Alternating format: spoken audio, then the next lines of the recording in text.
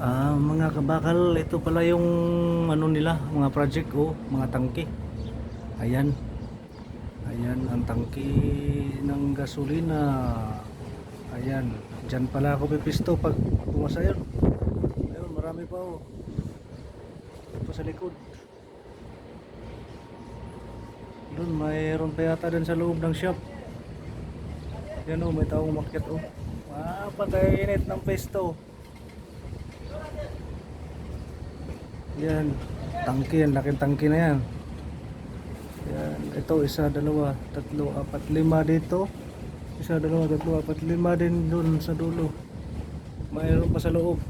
Ito pala yung project nila. Okay po.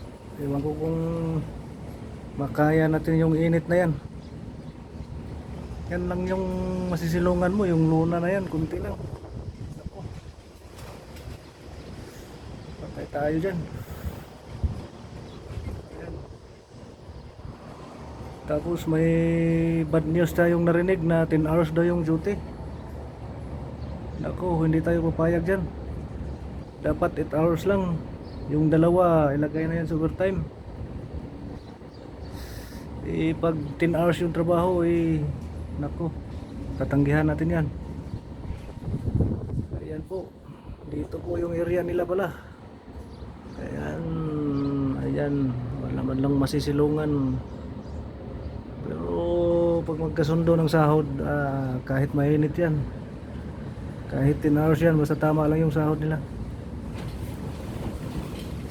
Sige po. Ayan po.